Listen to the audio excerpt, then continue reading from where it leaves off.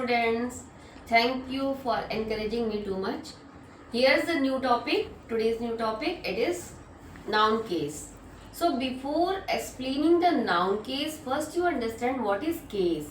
So case is the property of a noun or pronoun that what it role plays in the sentence.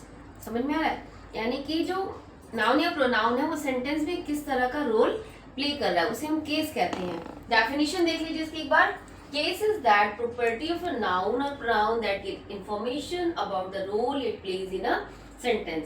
ठीक है, यानी कि noun or pronoun का उस sentence में कौन सा रोल या क्या इंफॉर्मेशन वो दे रहा है. तो यहाँ पे जो केस होते हैं वो 4 टाइप्स के होते हैं और ये बहुत ही अच्छा टॉपिक है. ठीक है, तो केस जो होती है 4 टाइप्स की होती है. Subjective, accusative, dative and genitive. ठीक है, तो यहाँ पे ये अकस्टिव, इसको हम लोग, इसका दूसरा नाम क्या है? इसका दूसरा नाम है ऑब्जेक्टिव. इसका दूसरा नाम क्या है? ऑब्जेक्टिव.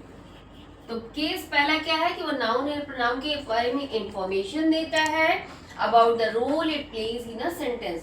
तो केस जो है वो 4 टाइप्स की बेटा, subjective, objective, dative and generative.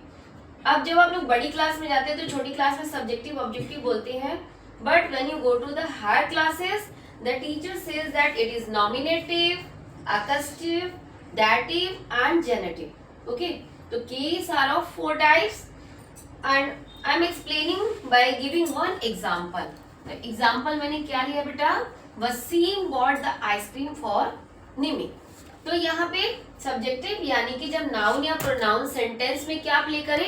Subject का रोल प्ले करे. और ऑब्जेक्टिव या अकस्टिव जब नाउन या प्रोनाउन सेंटेंस में किसका रोल प्ले करे? ऑब्जेक्ट का रोल प्ले करे. और डेटिव मतलब होता है इनडायरेक्ट ऑब्जेक्ट. ठीक है, dative means indirect object. And generative या पोजेसिव वेरी इजी, जहां पे पोजीशन हो. ठीक है ना, जहां पे पोजीशन हो रहा उसे हम क्या बोलते हैं? पोजेसिव या जेनेटिव. ठीक है, तो पहले मैं एक एग्जांपल से आपको एक्सप्लेन कर दूंगी. जैसे इसमें वसीम किस प्लेस पे आया है? वसीम आया है सब्जेक्ट प्लेस पे. तो ये कैसा केस है? Subjective case. और यहाँ पे हम देखेंगे ऑब्जेक्ट प्लेस पे 2 ऑब्जेक्ट है. 2 ऑब्जेक्ट है ना, एक है आपका आइसक्रीम और दूसरा है निमी. तो जो आपका ये आइसक्रीम है ये क्या है? इसको ऑब्जेक्टिव बोलेंगे या अकस्टिव बोलेंगे. ठीक है, और ये जो ये दूसरा जो है आपका ऑब्जेक्ट, इसको क्या बोलते हैं? डेटिव यानी जिसको हम लोग बोलते हैं इनडायरेक्ट ऑब्जेक्ट. क्या बोलते हैं? Indirect object. ठीक है, इसको ध्यान से समझिएगा.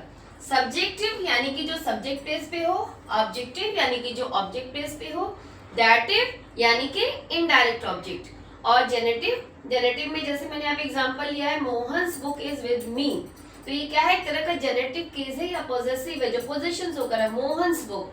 ठीक है, एक चीज और आपको इंपॉर्टेंट बता दें, कभी कभी सेंटेंस में पूछता है कि what is direct object and indirect object. तो उसके लिए एकदम क्लियरली दिमाग में बिठा लीजिए कि जो लिविंग पर्सन होता है ऑब्जेक्ट प्लेस पे, that is always a indirect object, जिस केस को हम लोग क्या बोलते हैं? Dative case. Subjective for subject place, objective for object place and dative it is indirect object.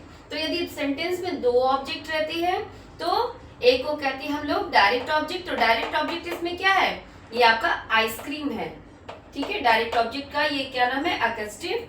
और इनडायरेक्ट का डेटिव, और last one is generative. I hope you understand. Okay, thank you.